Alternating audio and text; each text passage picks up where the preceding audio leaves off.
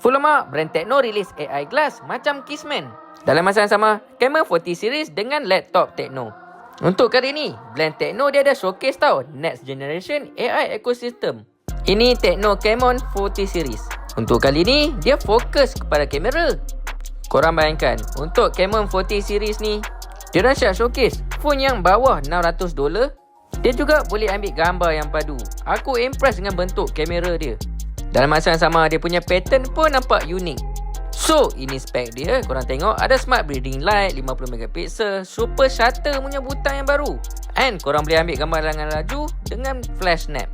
Aku impress ini. Dia ada 50MP periscope telefoto. Ambil video waktu malam pun cerah. And dia fokus guna eye tracking. Yang menjadi highlight event kali ni mengenai Tecno AI. Korang bayangkan, untuk Tecno AI dia dah semakin smart. So, macam-macam kerja korang boleh buat dengan Tecno punya AI. Seperti AI Call Summary, AI Perfect Face. So, korang boleh tukar-tukar wajah lepas ambil gambar. Macam biasa, dah ada Circle to Search. And dia pakai prosesor MediaTek 8350 Ultimate AI processor. Masuk air, no problem. Lepas tu, dia juga tahan lasak. Yang ini, Tecno claim 360 degree drop resistant. Moving on, untuk Tecno Camon 40 Pro pula, aku tengok impress dengan butang sebelah dia. 50MP front and back kamera.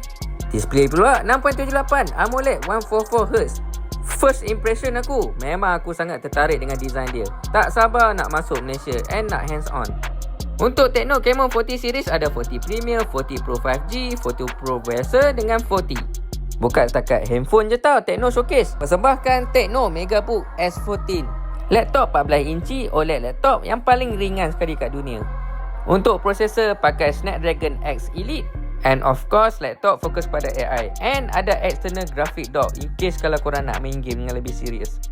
Dunia dah berubah. Tecno juga umum AI glasses. Dia boleh snap gambar sampai 50MP. And untuk versi Pro pula lagi best. Korang siap boleh tengok dari cermin tu sendiri. Ini buat aku teringat macam cerita Kingsman dengan Iron Man tu. Memang macam-macam dia boleh buat. Macam tengok map, navigation. And dia boleh beritahu kat korang apa yang korang tengah tengok. So, ini comparison berbanding Ray-Ban Meta. Overall, aku sangat tak sabar nak hands-on semua produk ini. And hopefully, semuanya masuk Malaysia. Dalam banyak-banyak produk apa yang paling korang excited sekali? Cuba korang komen.